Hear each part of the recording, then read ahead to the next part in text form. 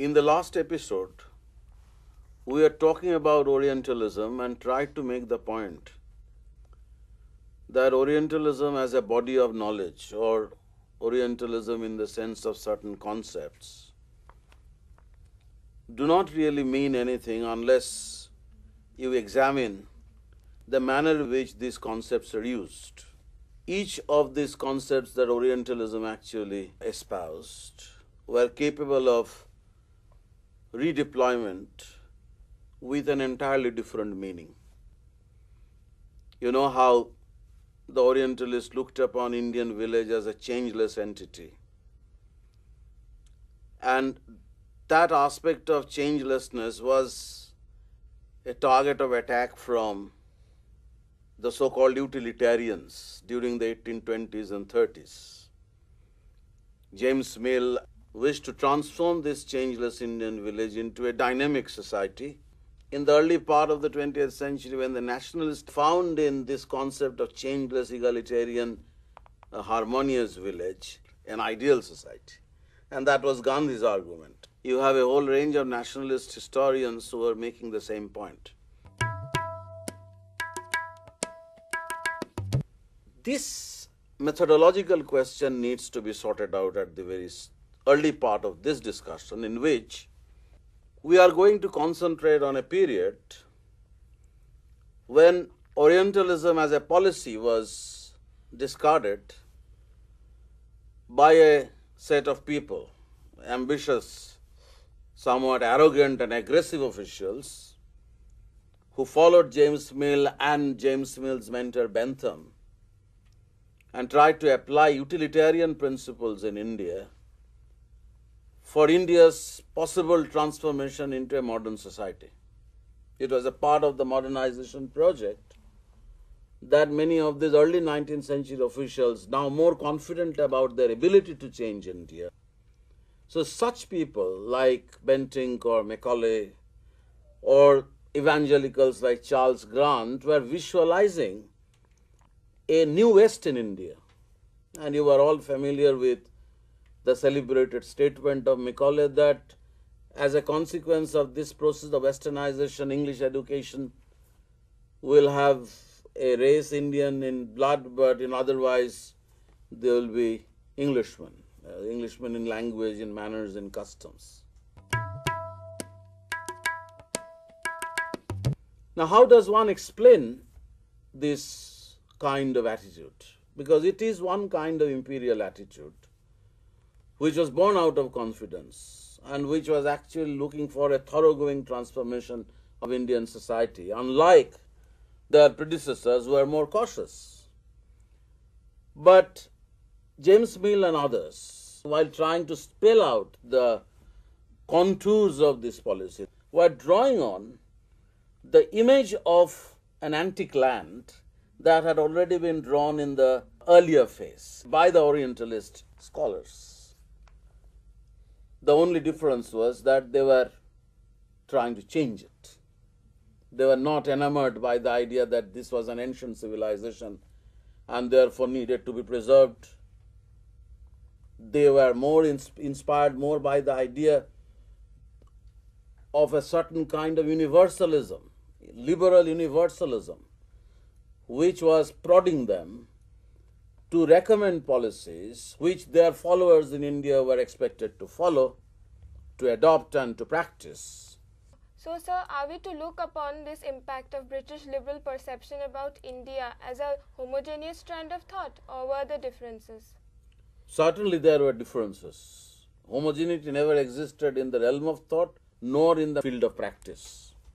For example, a man like Burke, who was labeled as a conservative because of his reaction against the French Revolution, had a more liberal attitude towards India, more comparable to the kind of position that a man like William Jones was taking. Some kind of regard, some kind of empathy, some kind of respect for the traditional society, for the ancient heritage. And Burke was a great protagonist of the ancient constitution of the land, which he thought needed to be preserved. He never agreed with the proposition that there is a duty of the Englishman or duty of Englishmen or Europeans to change the ancient constitution of the land wholesale. Now, was he a liberal? Or, depending on where you are going to make different assessments. Burke is a conservative as far as French Revolution was concerned. Burke was a liberal as far as Indian historiography is concerned. Indians would look upon Burke as a more liberal person, unlike those liberals of the 1820s and 30s who were recommending wholesale transformation through a process of westernization of society, westernization of education, introduction of modern reforms, etc. The vision of a westernized Indian society may look arrogant. It is a sign of the imperial arrogance that you come across in the 1820s and 30s. And it is in this context that you can see the many strands of liberalism.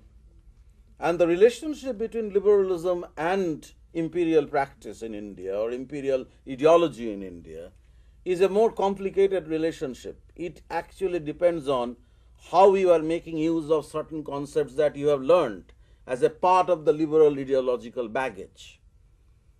And as far as British liberalism was concerned, as you can see very well, the position that Burke was taking was entirely different from what was Mill's position. Mill was inspired by Bentham. Mill was a utilitarian. Mill was a protagonist of a certain kind of liberal universalism in terms of which India was also required to follow the same path that had been treated by the British to create a modern social order, create a modern commercial industrial society. So if that was the kind of projection that Mill had about India in his History of British India, where he said that Indians would have to come out of their stupor, would have to forget their history in order to achieve equality with the West, then you have a different kind of liberalism which was more aggressive and which has an element of arrogance that was characteristic of imperialism in its more confident. In this liberalism, utilitarianism and evangelical Christianity made their contribution. Charles Grant thought that Indians were living in the lower scale of civilization and the spread of Christianity would lift them to a higher level. If Grant was thinking of Christianization, others like Macaulay were considering the possibility of westernization through education or through social reform. But besides evangelicalism, you have utilitarianism. Utilitarianism, once again, is not one body of thought. Is not just one idea.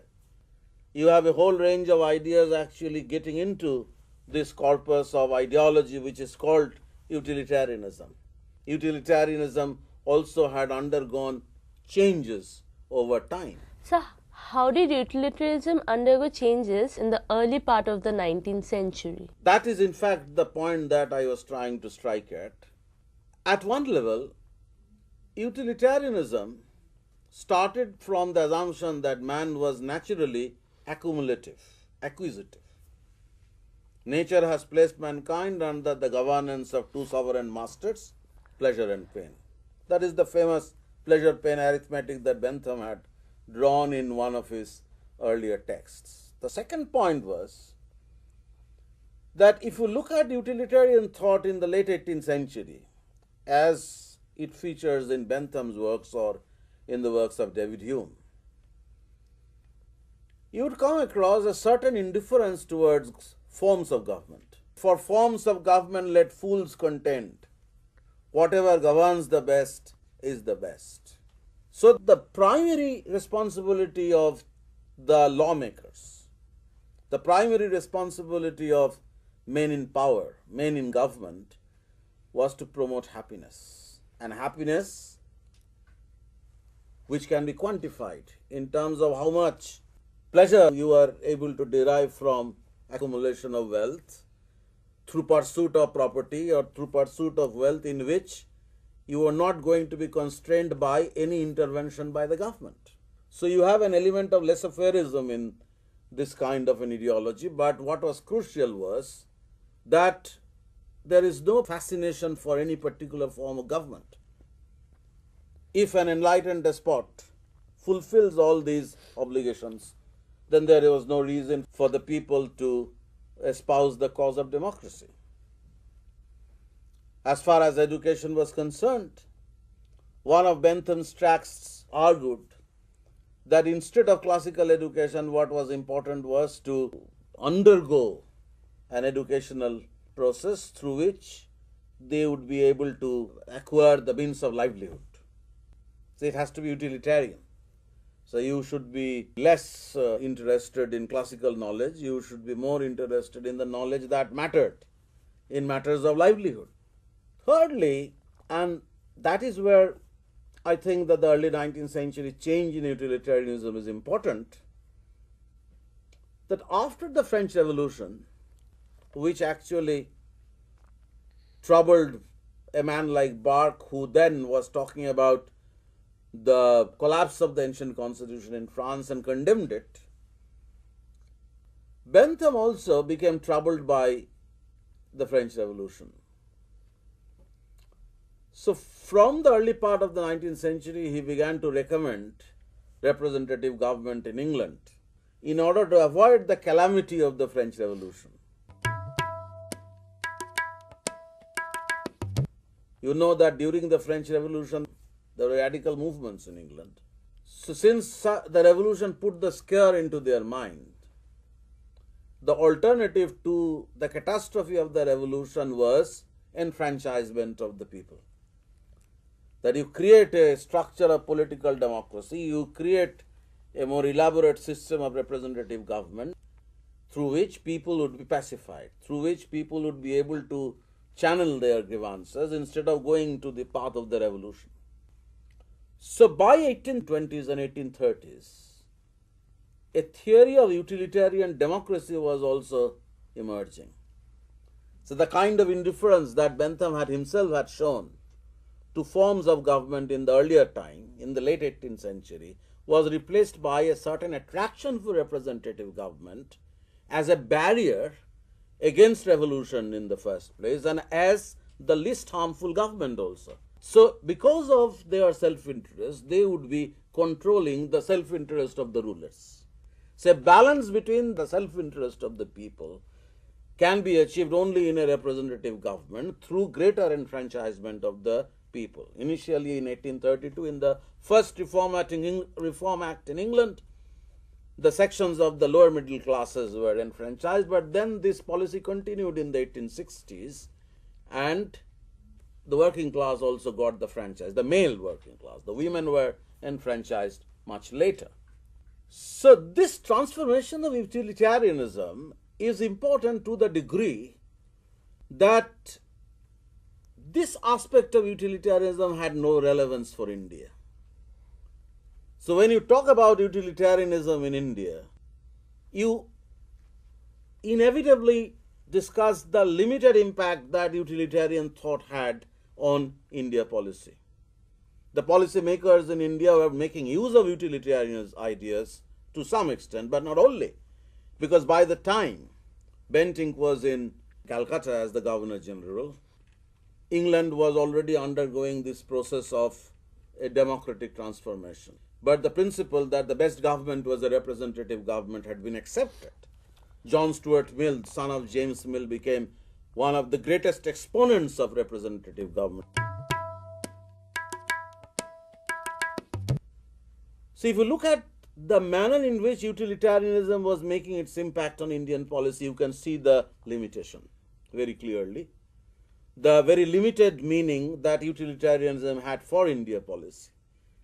Social reform was undertaken, but once again not on a grand scale. I mean, you have this example of the suppression of the Thuggy by William Bentinck or under Bentinck's Governor Generalship, the law against sati, the self-immolation of widows, or more importantly, English education. Macaulay's Minute of 1835 is well known, and there was of course an administrative motive behind it, but at the same time, as some of the recent researchers have shown, that the kind of education that Macaulay and his contemporaries visualized for India was intended to create a feeling of loyalty among Indians towards imperialism.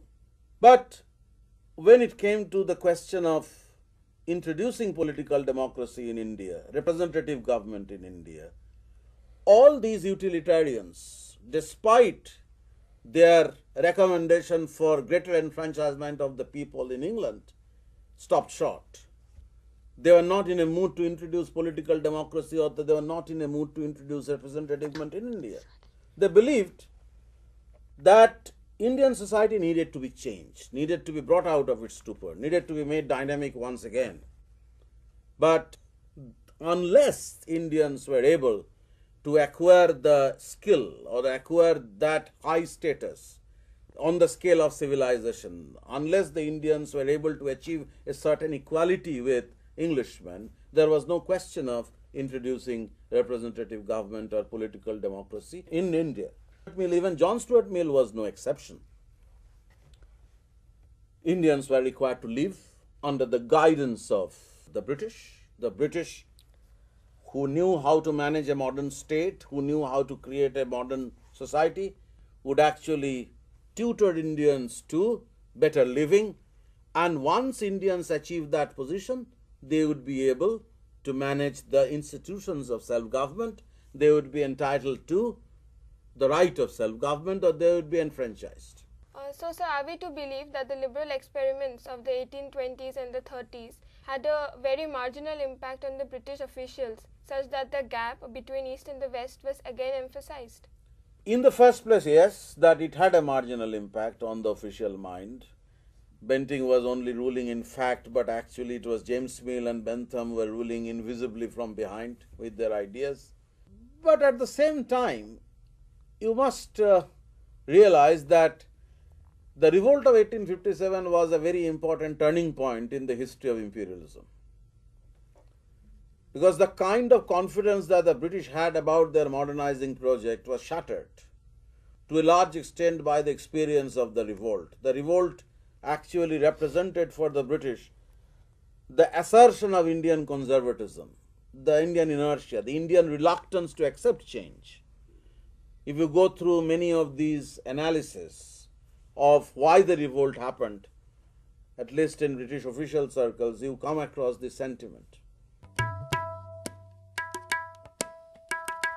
So after the revolt, the imperial attitudes began to change once again. The kind of aggressive modernization policy that at least theoretically James Mill's vision espoused was discarded in favor of a more cautious policy once again. A little bit of circumspection was preferred. And it is in this context that paternalism became more acceptable, became more powerful as an ideology. So how does one explain this, that paternalism became more powerful as an ideology and after the 1857 revolt? Part of the answer I have given, that paternalism as an ideology was inherent also in the kind of liberalism that James Mill or John Stuart had espoused. India was to be changed, but changed under British guardianship. But I have said that the main difference was that these guardians were ready to allow the child to grow into an adult at one stage.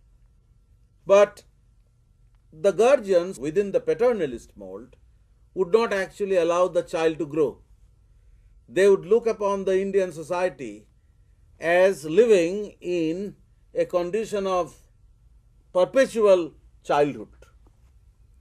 You may also recall that famous poem by Kipling, where he is actually calling upon his countrymen to go to India and serve India, the captive people, the sullen people, and where he uses this expression, this phrase, half devil, half child.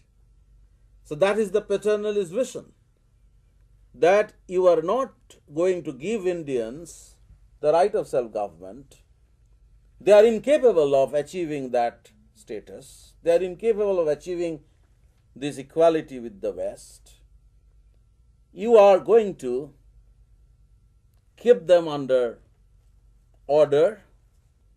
They were always inspired to some extent by the Victorian adage, spare the rod and spoil the child.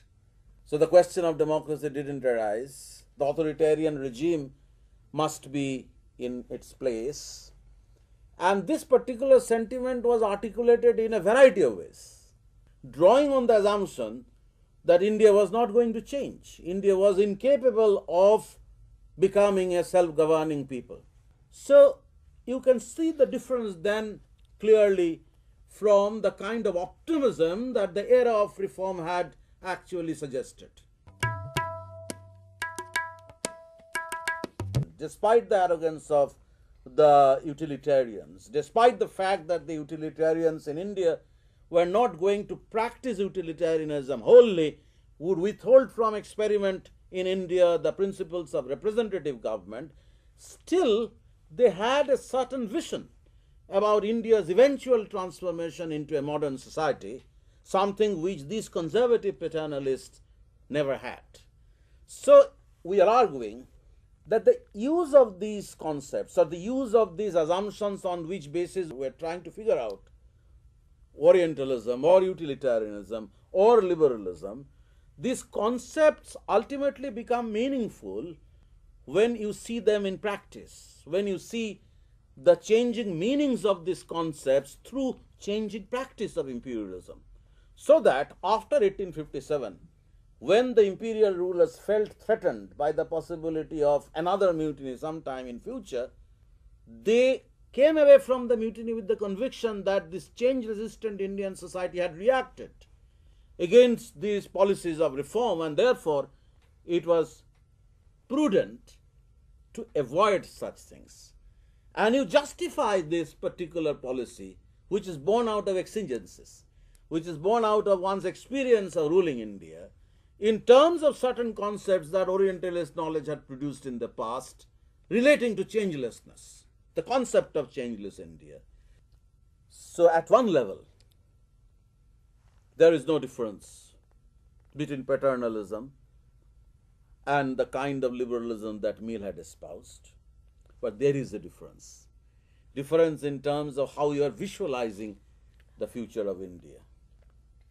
But then, if you come to analyze practice, then you see how all along the line you have many limitations. Even in the heyday of utilitarian experiment in India, you have barriers against the full-scale implementation of utilitarian ideology. Certainly, utilitarian officials in India introduced certain land settlements in the northwestern provinces and in Maharashtra, where the principle of private property was introduced on the assumption that protection of property for the peasantry would make them, improving peasantry would make them capitalist peasants. So in Maharashtra, you have this utilitarian experiment.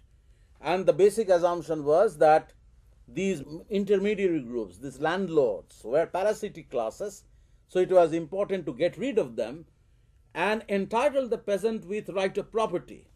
But you come to 1858, 1859, you look at Awadh. In Awadh in 1856, a land settlement was introduced in which these intermediaries were removed on the same presumption. But then after the mutiny, the Talukdars returned. Talukdars were restored to their power.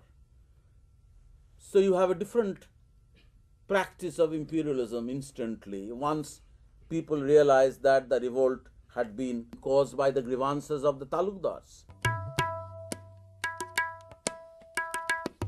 So ultimately, you have to look at imperial practice. Whether you are talking about the Orientalist assumptions and their questioning by the liberal imperialists like Mill, ultimately, the impact of all these ideas has to be measured in terms of imperial practice. Ultimately, the implications of these ideas would be found in different kinds of practices. You see them as happenings arising from one's experience of ruling India. So, as we try to sum up this part of the discussion, you have utilitarian experiments in land revenue in certain regions. You have this ambitious program of westernization of education associated with Macaulay. You have certain interventions in Indian social custom, abolition of barbaric practices like sati. But behind all this, you have this particular vision of making India modern. But as you come away from 1840s and enter 1850s and 1860s, this optimism begins to dissipate. So, imperial practice needs to be assessed in terms of the exigencies, and among these exigencies figure prominently the kind of pressures that Indian society was bearing upon imperialism. So this is the problem that one has to attack. When you talk about Orientalism, when you talk about utilitarianism, when you talk about laissez-faireism and its impact on British practice, on British policy, you have to remember that ideas alone didn't influence policy making.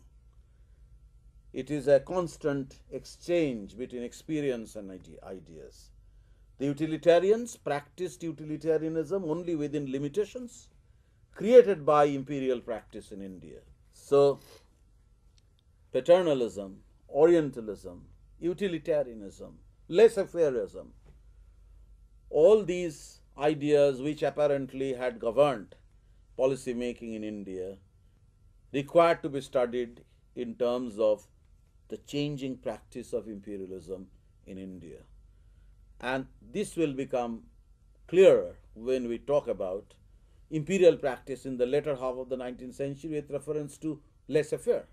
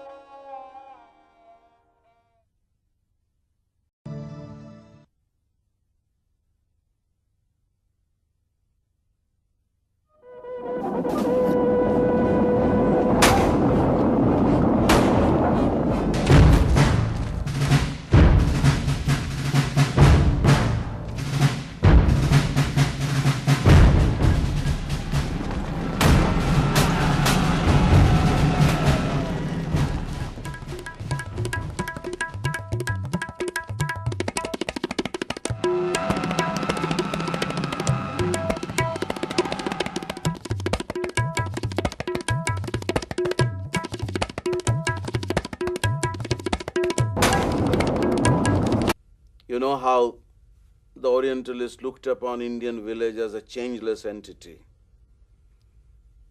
And that aspect of changelessness was a target of attack from the so-called utilitarians during the 1820s and 30s. James Mill wished to transform this changeless Indian village into a dynamic society. In the early part of the 20th century, when the nationalists found in this concept of changeless, egalitarian, harmonious village an ideal society, and that was Gandhi's argument. You have a whole range of nationalist historians who are making the same point. That many of these early 19th century officials now more confident about their ability to change India. So such people like Bentinck or Macaulay or evangelicals like Charles Grant were visualizing a new West in India. And you are all familiar with the celebrated statement of Macaulay that as a consequence of this process of westernization, English education will have a race Indian in blood, but in otherwise they will be Englishmen, Englishmen in language, in manners, in customs.